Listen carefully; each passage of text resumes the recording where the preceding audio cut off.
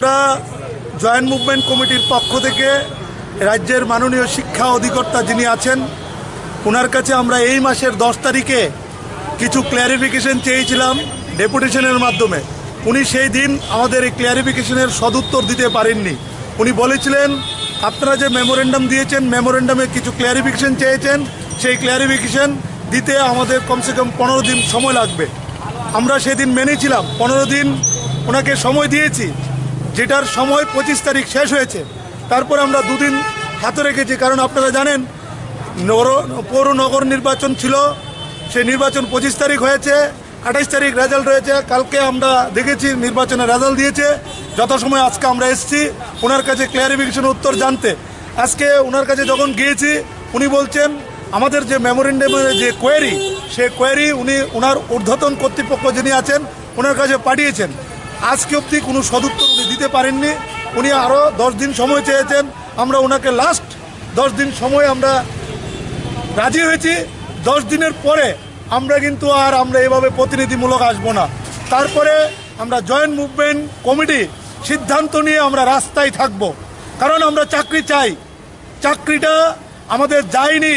এই দপ্তরের আমলা যারা তারা ষড়যন্ত্র করে আমাদেরকে বাড়িতে পাঠিয়ে দিয়েছে। সুপ্রিম কোর্ট এবং হাইকোর্টের রায়কে তারা ভুল ইমপ্লিমেন্ট করেছে। সুপ্রিম কোর্ট এবং হাইকোর্টের রায়ে কোথাও 10,323-এর চাকরি উল্লেখ নেই। তার জন্যই তারা আজকে 21 মাস হলো তারা আমাদেরকে ইন্ডিভিজুয়াল টার্মিনেশন দিতে পারেননি। তাহলে আমি কিভাবে বুঝবো আমার চাকরিটা চলে গেছে? যদি আমার চাকরিটা চলে যেত তাহলে তারা আমাদেরকে ইন্ডিভিজুয়াল টার্মিনেশন লেটার দিতে পারতো, বাট আজকে অবধি তারা টার্মিনেশন দিতে পারেনি। তাই আমরা বলছি যদি সম্ভব হয় আমাদের টার্মিনেশন দেন, নতুবা আমাদেরকে স্কুলমুখী করুন। আমরা এভাবে বাড়ি থাকতে চাই না। আমাদেরকে অতি শীঘ্রই আগামী মাসের মধ্যে আমাদেরকে স্কুলমুখী করুন।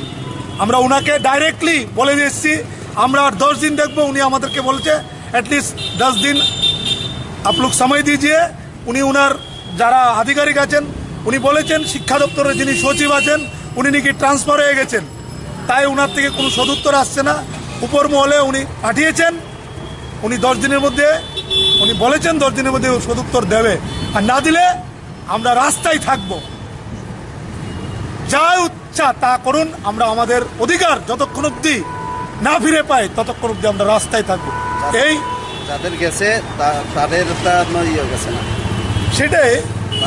আর আমরা এখন অবধি আমরা 115 জনকে হারিয়েছি। আমরা আর কোনো সহযোদ্ধাকে হারাতে চাই না। সরকার অতি শীঘ্রই যাতে প্রত্যেককে স্থায়ী সমাধান করে তাদের পরিবারগুলোকে বাঁচাক, এবং যারা প্রয়াত হয়েছেন তাদের পরিবারের একটি করে সরকারি চাকরি ঘোষণা করাবো, এই দাবিটুকু রাখছি। আমরা কিন্তু আর পারছি না। 20 মাস 21 মাস হতে চললে কোনো ধরনের বেতন নেই, সরকারি অনুদান নেই।